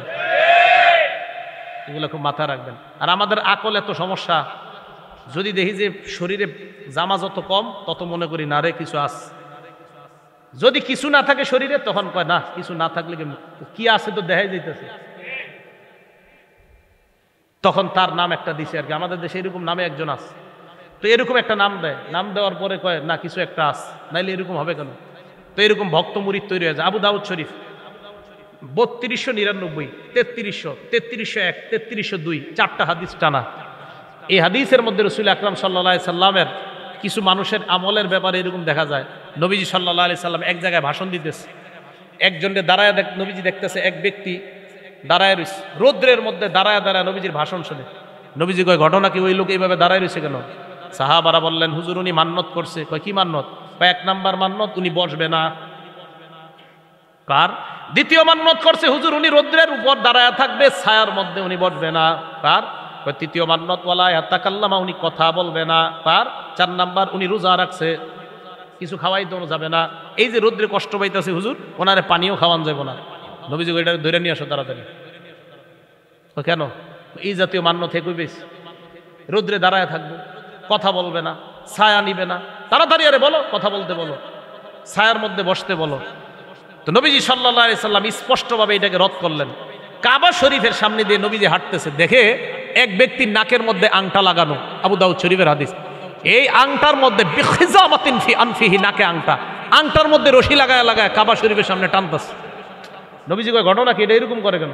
তো হুজুর মান্নত করছে এইভাবে নাকের মধ্যে আংটা লাগায় রশি টাইনা টাইনা হাঁটবে। নবীজি বলেন তাড়াতাড়ি ছুরি আনো। আনার পর কত আহাদ নবী ইউবিয়াদিহি, নিজ হাতে কাইটা দিছে, নিজ হাতে কাইটা দিছে। কি বুঝলেন?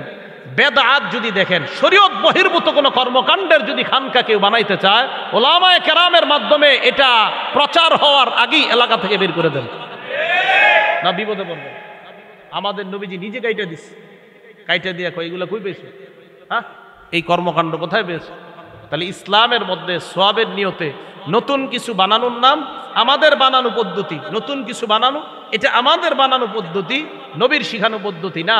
আমাদের বানানো পদ্ধতিতে ভালোবাসলে এটার নাম ভালোবাসা হবে না, নবীর শিখানো পদ্ধতিতে ভালোবাসলে এটার নাম হবে নবীর প্রকৃত ভালোবাসা। ঠিক আছে না ভাই কথাটা? এবার দেখেন রাসূল আকরাম সাল্লাল্লাহু আলাইহি সাল্লাম আমাদেরকে কত ভালোবাসে। একটা কিতাব আছে নাম সহিহ ইবনে হিব্বান, এই কিতাবের 7111 নম্বর হাদিস। আম্মা জান আয়েশা সিদ্দিকা রাদিয়াল্লাহু তাআলা আনহা নবীজির সামনে বসা, বিসমিল্লাহ।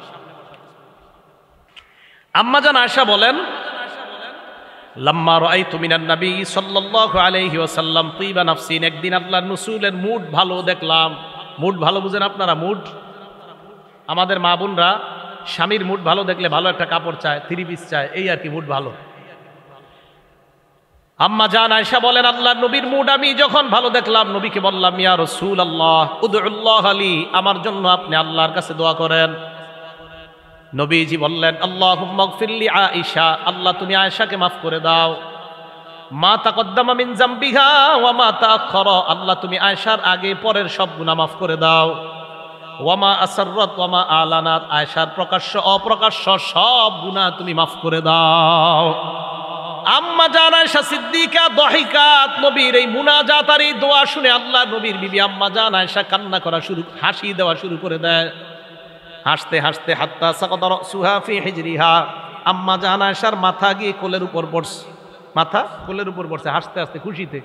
আল্লাহর নবী কয় আয়েশা আয়াসুররুকি দুআই, আমার মুনাজাত, আমার দোয়া কি তোমাকে আনন্দ দেয়? আয়েশা জবাব দেয়, মালি লা ইয়াসুররুনি দুআউ, আপনার দোয়া আনন্দ দিবে না এটা আমার কি হলো হুজুর, আপনার দোয়া আবার আনন্দিত হব না কেন? নবীজি বললেন, আয়েশা তোমার জন্য দোয়া করলাম, তোমার আগের, তোমার পরের, তোমার প্রকাশ্য অপ্রকাশ্য সব গুনাহ যেন মাফ হয়ে যায়, তাই তুমি এত খুশি হইলা? কয় হ্যাঁ।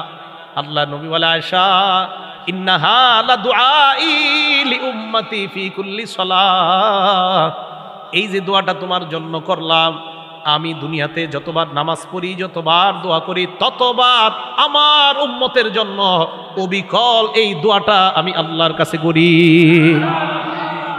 আমাদেরকে এত মায়া করে। এবার আসেন, তাহলে আমাদের প্রতি মায়া কম না বেশি? একটু খুব মিলান। এবার বুখারী শরীফের হাদিসে আছে, নবীজি বলেন, আমি কিয়ামতের মাঠে হাউজে কাউসারের সামনে দাঁড়ায় থাকবো। দাঁড়ানোর পর আমার সামনে উম্মত আসবে, আমি তাদেরকে পানি পান করাবো। এই জায়গাটা আবার আরেকটা হাদিস দ্বারা বুঝে আবার বুখারীর বর্ণনায় আসতেছি। মুসলিম শরীফের হাদিস নাম্বার 7152 নম্বর হাদিসের বর্ণনা। আল্লাহ রাসূল সাল্লাল্লাহু আলাইহি ওয়াসাল্লাম কত মহব্বত করেন আমাদেরকে। মুসলিম শরীফের 472 নম্বর হাদিসের বর্ণনা। নবীজি এক কবরস্থানে গেলেন, যাওয়ার পর আল্লাহ নবী ওই কবরস্থানে যাওয়ার পর কবরবাসীদেরকে সালাম দিয়ে বললেন, আসসালামু আলাইকুম দারা কওমিন মুমিনিন, হে কবরবাসী মুমিনগণ, তোমাদের উপর শান্তি বর্ষিত হোক। সুবহানাল্লাহ। আচ্ছা, এই জায়গাটা থামেন, বুঝবেন। তাহলে হাদিস দ্বারা বুঝলাম কবর জিয়ারত করা সুন্নত, এতটুকু বুঝলাম। তো এই জায়গাটা রাখেন আপনারা। নবী এক কবরস্থানে আসছে, একটু পরে আপনাদেরকে জিজ্ঞাসা করবো, আপনারা আমার মনে করাই দিবেন। নবী এক কবরস্থানে আইসা ইমানদারদের জন্য দোয়া করলেন। এখান থেকে বোঝা যায় কবর জিয়ারত সুন্নত। নাসাই শরীফের 1214 নম্বর হাদিস, 1214, এই হাদিসে আসছে, যার রাসূলুল্লাহ সাল্লাল্লাহু আলাইহি ওয়াসাল্লাম কবর উম্মি, আল্লাহ নবী তার মায়ের কবর জিয়ারত করলেন। মায়ের কবর জিয়ারত করার সময় নবী নিজে কানলেন, ও আবকা মান হাওলা, সাহাবাদেরকে কান্না করাইলেন। এই হাদিস দ্বারাও বোঝা যায় কবর জিয়ারত সুন্নত। সাহাবাদেরকে বললেন, জুরুল কুবুর, তোমরা কবর জিয়ারত করো, ফাইন্নাহা তুযাক্কিরুকুমুল মাউত, কবর জিয়ারত তোমাদেরকে মৃত্যুর কথা স্মরণ করায়া দিবে। কবর জিয়ারত মৃত্যুর কথা স্মরণ করায়া দিবে। এবার আপনাদেরকে বলি, আপনারা বলবেন, বলেন তো কবর জিয়ারতের প্রমাণ পাইলাম কিনা? পাওয়া গেছে। তাহলে কবর জিয়ারত পাইলাম, কবর জিয়ারত করা সুন্নত। এই সুন্নত পালন করতে গিয়ে আকীদা নষ্ট করা যাবে না। বলেন তো কি বললাম? সুন্নত পালন করতে গিয়ে যাবে না। আমরা নবীজিকে মহব্বত করি ওনার শিখানো পদ্ধতিতে না নিজেদের বানানো পদ্ধতিতে? আচ্ছা, বুখারী শরীফের আবার মনে রাখবেন, মুসলিম শরীফের হাদিসে আমরা থাইমা রইছি, যেই জায়গায় নবীজি কবরস্থানে আইসা মুমিনদেরকে সালাম দিছে, ওখান থেকে গেলাম আমরা নাসাইর 1214 নম্বর হাদিসে। এই নাসাইর হাদিস থেকে এখন আবার যাব আমরা বুখারী শরীফের 1605 নম্বর হাদিস।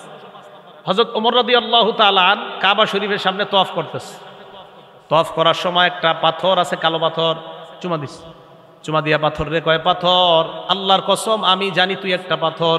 পাথর রে কয়, আমি জানি তুমি একটা পাথর, লা তাদুররু ওয়ালা তানফাউ, তোমার মাঝে উপকার আর ক্ষতি করার কোনো ক্ষমতা নাই। পাথর রে কয়, পাথরের উপকার করার ক্ষতি করার ক্ষমতা আছে? তা হাতের মধ্যে সুলাইমানি আংটি দেন কেন? হ্যাঁ, হাতে সুলাইমানি আংটি, হাতে সুলাইমানি আংটি কি কই পাইছেন? গাজীপুর চৌরাস্তায় হুজুর একজনে মাইক দিয়া দাঁড়ায় দাঁড়ায় বেচতেছিল, তো করতে আনছে, আজমির শরীফ আনছে। কি আংটি? সুলাইমানি আংটি। এই পাথরে কি হয়? হুজুর কিছু নাকি হয়। নাউজুবিল্লাহ বলেন, আরো জোরে নাউজুবিল্লাহ বলেন। পাথরে কি হয়? হজরে আসওয়াদের চেয়ে এইটা পাথর দামি বেশি, এই চৌরাস্তাটা। তো হজরতে ওমর কয়, পাথর রে, পাথর আমি জানি তুমি একটা পাথর, তুমি উপকার করতে পারো না, ক্ষতি করতে পারো না। বুখারী শরীফের দলিল। হজরতে ওমর পাথরে চুমা দিলেন কেন? তো হজরতে ওমর পাথর রে কয়, পাথর, লাউলা আন্নী রাআইতুন নাবিয়্যা সাল্লাল্লাহু আলাইহি ওয়াসাল্লাম ইসতালামা কামা ইসতালামতুকা, আমি যদি আল্লাহ নবীকে তোমাকে কখনো চুমা দিতে না দেখতাম, আমি ওমর জিন্দিগিতেও তোমাকে চুমা দিতাম না। হাদিস দ্বারা বোঝা যায় নবী চুমা দিছে, তাই সুন্নত হিসাবে তোমাকে চুমা দিলাম। তবে এই চুমা দিতে গিয়ে আমার আকীদা আমি নষ্ট করতে পারি না। সুন্নত পালন করতে গিয়ে হযরতে ওমর আকীদা নষ্ট করে নাই।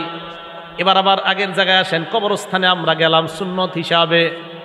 মনে করেন শাহজালাল রহমতুল্লাহর কবরের সামনে গেলাম, যাওয়ার পর বললাম, আল্লাহ শাহজালাল রহমতুল্লাহর কবরটা আপনি আলোকিত বানায়া দেন। শাহজালাল রহমতুল্লাহর কবরে তার মাকাম আপনি বাড়ায় দেন, শাহজালাল রহমতুল্লাহর জান্নাতের মর্যাদা আরো বাড়ায় দেন, দোয়া করলাম। সব দোয়া আল্লাহর কাছে করলাম, শেষের দিকে বললাম, ও শাহজালাল, গাজীপুর চান্দনা এলাকা থেকে আসলাম, আমার বিবির গত 5 বছর বাচ্চা হয় না, একটা বাচ্চার ব্যবস্থা করে দাও। এ তখন সব দিয়ে আল্লাহরে পেলেন, বাচ্চাটা চাইলেন এর কাছে। তাহলে সুন্নত পালন করতে গিয়ে আকীদা শেষ হয়ে গেল। হ্যাঁ, এই যে এটা বুঝাইতেছিলাম, সুন্নত কবর জিয়ারত করলেন, শেষে একটা করে আকীদা শেষ করলেন। এটা কোন আয়াতের সাথে সাংঘর্ষিক? সূরা শূরা আয়াত নাম্বার 49, 50, 25 নাম্বার পারা 7 নাম্বার পৃষ্ঠা আল্লাহ বলেন, ইয়াখলুকু মা ইয়াশা, আল্লাহ যা চায় তা সৃষ্টি করেন। ইয়াহাবু লিমান ইয়াশাউ ইনাসা, আল্লাহ চাইলে কন্যা দেয়। ওয়া ইয়াহাবু লিমান ইয়াশাউ যুকুর, আল্লাহ চাইলে ছেলে দেয়। আও ইউযাওয়িজুহুম যুকরানা ওয়া ইনাসা, আল্লাহ চাইলে ছেলে দেয় মেয়ে দেয়। আও ইউযাওয়িজুহুম যুকরানা ওয়া ইনাসা ওয়া ইয়াজআলু মান ইয়াশাউ আকীমা, আল্লাহ চাইলে ছেলেও দিবে না মেয়েও দিবে না, ওই নারীকে বন্ধা বানাবে, এই ক্ষমতাও একমাত্র কার? তাহলে এবার আপনাদের কাছ থেকে আমি বিশ্বাস জানতে চাই, ছেলে দেওয়া মেয়ে দেওয়া, ছেলে না দেওয়া মেয়ে না দেওয়ার সর্বোচ্চ ক্ষমতার মালিক একমাত্র কে? এটা আমাদের বিশ্বাস। তাহলে কবর জিয়ারত সুন্নত, ওই জায়গায় গিয়ে আকীদা নষ্ট করা যাবে না। এবার আবার আগের জায়গায় আসেন, নবী এক কবরস্থানে গেছে, ভুলে গেছেন? হ্যাঁ, কবরস্থানে গিয়ে সালাম দিছে ইমানদারদেরকে। সালাম দেওয়ার পর বললেন, ইন্না ইনশাআল্লাহু বিকুম লাহিকুন, হে কবরবাসী মুমিনগণ, অচিরেই তোমাদের সাথে আমি সাক্ষাৎ করব, আমরা সাক্ষাৎ করব। এটা সত্যি কথা। এরপর নবী বললেন, ওয়াদিতু আন্না কদ রাআইনা ইখওয়ানানা, আমার আশা আমি যদি আমাদের ভাইদেরকে দেখতে পাইতাম। নবীজি কয়, আমার আশা আমরা যদি আমাদের ভাইদেরকে দেখতে পাইতাম। সাহাবারা কয়, আওলাসনা ইখওয়ানাকা ইয়া রাসূলুল্লাহ, আমরা কি আপনার ভাই না? নবীজি জবাব দেয়, হ্যাঁ, তোমরা আমার সাহাবা, তোমরা আমার ভাই না। আনতুম আসহাবি, তোমরা আমার সাহাবা। সাহাবারা কত আপনার ভাই কারা? নবীজি কয়, ইখওয়ানুন আল্লাযীনা লাম ইয়াতু বাদু, আমার ভাই তারা যারা এখনো দুনিয়াতে আসে নাই। এই আমরা হলাম নবীর ভাই, যারা দুনিয়াতে আসে নাই তারা আমার ভাই। সাহাবারা নবীজির এক প্রশ্ন করে বসছে, কয়, হুজুর আপনার ভাইদেরকে আপনি কিভাবে চিনবেন যাদেরকে আপনি দেখেন নাই? আপনি তো আমগারে চিনবেন, আমরা আপনার সাহাবা, আপনার ভাইদেরকে কিভাবে চিনবেন? চান্দনা এলাকার মানুষ চিনবেন এগুলারে? নবীজি বলে, আমার এমন প্রশ্ন করলা, জবাব আছে। কয় কি? আরাআইতা লাউ আন্না রাজুলান লাহু খাইলুন গুররুম মুহাজ্জালাতুন বাইনা যহরাই খাইলিন দুহমিন বুহমিন, এক ব্যক্তির একটা ঘোড়া আছে, যে ঘোড়াটার কপাল সাদা, হাত পা সাদা, কালো নিকশ ঘোড়া, অন্য প্রাণীর মধ্যে সাদা ঘোড়াটা পাওয়া যাবে কিনা? নবীজি বললেন, আমার ভাই তারা যারা কিয়ামতের ময়দানে ওযু করার কারণে হাতগুলা, কপালগুলা, পাগুলা এমন ভাবে চকচক করবে, কোটি কোটি মানুষের মাঝে আমি আমার ভাইদেরকে চিনতে পারবো। এটা কি বুঝে আসছে সবার? নবীজি বলেন, আমি তাদের আগে হাউজে কাউসারের সামনে গিয়ে দাঁড়ায় থাকবো আমার ওই ভাইদেরকে পানি পান করানোর জন্য। এবার থামেন এই জায়গায়, পানি পান করাবে নবীজি ভাইদেরকে, আমরা নবীর ভাই। আর ভাইদের মধ্যে আমাদের দুই দল, দুনো দলই দাবি করি নবীকে ভালোবাসি। এক দল দাবি করতেছি আমিও ভালোবাসি, আরেক দল আমরাও বলি আমরাও ভালোবাসি। এবার দেখান, দুই দলেই হাউজে কাউসারের পানি দরকার আছে না নাই? মন দিয়ে বুঝেন, দুই দলেই হাউজে কাউসারের সামনে যাবেন। যাওয়ার পর আল্লাহ নবী বলেন, একদল মানুষ আমার সামনে থেকে আল্লাহ টান দিয়ে নিয়ে যাবে।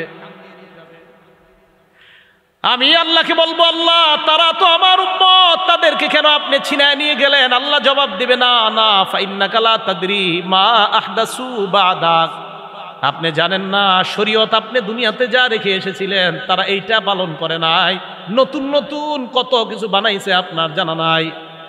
নবীজি বলেন, তাই নাকি? বলবে, হ্যাঁ। আল্লাহ নবী তখন বলবেন, এতক্ষণ যাদেরকে নবী উম্মত বললেন, যাদেরকে ভাই বললেন, এই কথা যখন শুনবে তারা শরীয়তের মধ্যে নতুন নতুন জিনিস আবিষ্কার করছে। আল্লাহ নবী বলবেন, সুহকন সুহকন লিমান বাদদালা দীনি, আমার সামনে থেকে দূর হও, দূর হও, তাদের চেহারাও আমি দেখতে চাই না। দেখছেন?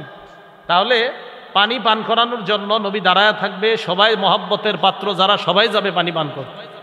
এক দলকে আল্লাহ টান দিয়ে নিয়ে যাবে, তারা কারা? ইসলামের মধ্যে সোয়াবের নিয়তে, ইবাদতের আশায় যারা নতুন নতুন জিনিস বানিয়েছে, তাদেরকে আল্লাহ সামনে থেকে টান দিয়ে আনবেন। হাউজে কাউসারের পানি পান নবীজি তাদেরকে করাবে না, উল্টা বলবে নবীজি, সুহকন সুহকন, দূর হও, দূর হও, যারা আমার শরীয়তের মধ্যে পরিবর্তন ঘটায় আছো তারা আমার সামনে থেকে দূর হও। তাহলে কিয়ামতের ময়দানে হাউজে কাউসারের পানিকে আমরা চাই না, সেখান থেকে বিতাড়িত হতে চাই না, পানি পান করতে চাই? তাহলে পানি পান করতে হলে নবীকে মহব্বত করতে হবে ওনার শিখানো পদ্ধতিতে, আর পানি পান করতে না চাইলে ওনাকে ভালোবাসবো ওনার শিখানো পদ্ধতিতে না, বরং আমাদের বানানো পদ্ধতিতে। যদি বানানো পদ্ধতিতে ভালোবাসি পানি পান করা যাবে না, আল্লাহ টান মেরে নিয়ে যাবে। আর যদি পানি পান করতে চাই তো ওনার শিখানো পদ্ধতিতে পানি পান করতে হবে।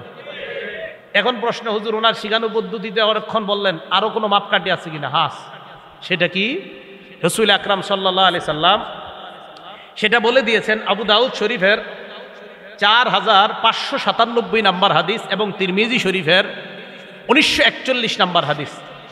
এই হাদিসের মধ্যে রাসূল আকরাম সাল্লাল্লাহু আলাইহি সাল্লাম একটা মাপকাঠি বলে দিয়েছেন যে তোমরা সত্যের উপরে আছো কিনা কিভাবে বুঝবা।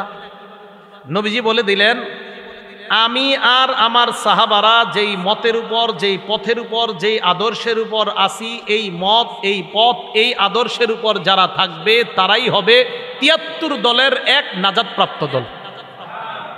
তাহলে আমরা পেয়ে গেলাম সত্যের পথে চলার পদ্ধতি, নবীকে ভালোবাসার পদ্ধতি সাহাবায়ে কেরাম। সাহাবায়ে কেরামের আদর্শ এটা হলো অনুকরণীয়। সাহাবারা নবীজিকে যেইভাবে মহব্বত করছে আমরা ওইভাবে মহব্বত করব।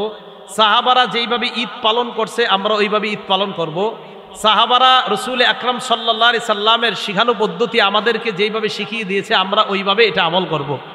তাহলে রাসূল আকরাম সাল্লাল্লাহু আলাইহি সাল্লাম সাহাবাদের মাধ্যমে আমাদের কাছে যা ছড়িয়ে দিয়েছেন, পৌঁছিয়ে দিয়েছেন, এর চেয়ে আমরা বাড়াবো না, কমাবো না, বরং ওটার উপরেই আমরা আমল করে নাজাতপ্রাপ্ত দল হয়ে নবীর প্রকৃত ভালোবাসা নিয়ে যেন আমরা কবরে যেতে পারি। আল্লাহ তৌফিক দান করেন। তাহলে আমরা সকলে নবীকে প্রকৃত মহব্বত করতে রাজি আছি না ইনশাআল্লাহ? আল্লাহ তৌফিক দান করেন। আমিন। ওয়া আখিরু দাওয়ানা আনিল হামদুলিল্লাহি রাব্বিল আলামিন।